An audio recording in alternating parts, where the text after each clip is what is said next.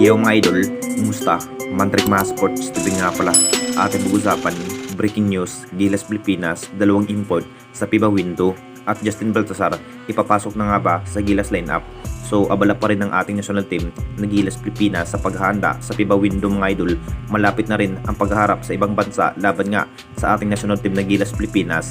Ensayo pa rin at hard practice ang mas kinakailangan ni coach team para matalo nga ang ibang bansa. Tulad nga ng New Zealand mga idol, isa pa rin sa mahusay pagdating sa bindid area. May katangkaran rin ang New Zealand mga idol. Ini-expect na nga rin na mahihirapan dito ang ating national team na Gilas Pilipinas laban nga sa ibang bansa.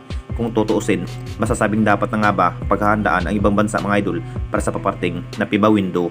Nakita naman nating lahat sa naging laro ng ating national team, satisfied pa rin ang kanilang naging laro.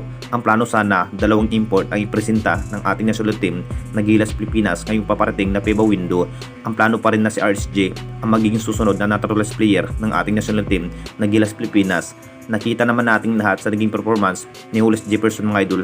Talagang malakubi pa rin ang kanyang king husay sa mid area. Ngayon pa lamang po hindi pa rin makapaglaro ang nasabing import na si RSJ mga idol maskin sa upunan ng TNT tropang 5G dahil sa iniindang guto injury kung bakit kinuha nga na si Bulbul bilang import ng TNT tropang 5G. Mas advantage pa rin ang isang Bulbul mga idol, ang isang caliber NBA high nagiging tune at game ng ating national team na Gilas Pilipinas. Talagang nahihirapan nga ang Gilas laban nga sa TNT tropang 5G na may Bulbul na may 7'3 ang tangkad. Sa sinabi pa rin sa nasabing coach mga idol na si Coach Tim Cod sa ipinikitang laban nga sa nasabing player na si Bol, pwede pa rin magiging ganap na naturalized player ng ating national team na Gilas Pilipinas dahil tumanda na rin ang ating best import na si Justin Brownlee na parang naiiba na rin ang performance.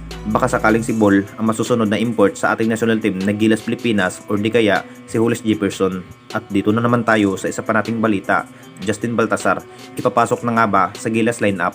Alam na natin lahat mga idol, kasama pa rin sa nasabing big man na si Justin Baltasar mga idol para makapaghanda nga ang ating national team na Gilas Pilipinas laban nga sa bansang New Zealand mga idol.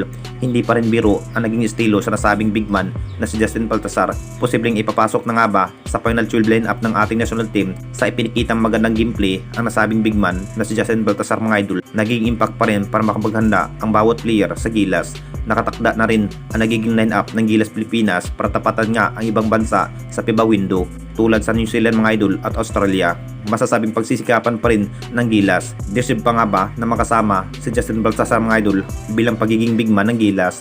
Nakita naman natin lahat, masasabing lakas pa rin sa bidid area ang nasabing big man na si Justin Baltasar sa Gilas. Kung tutuusin, kung ipapasok ito ng Gilas Pilipinas ngayong paparating na FIBA window, talagang mas maganda pa rin, big factor pa rin sa ilalim ang nasabing big man na si Justin Baltasar. Kumpiyansa pa rin ang nasabing player na magagawa pa rin ang kanyang ginampanang roles sa Gilas Pilipinas kung ipapasok ito ng Gilas ngayong paparating na FIBA window.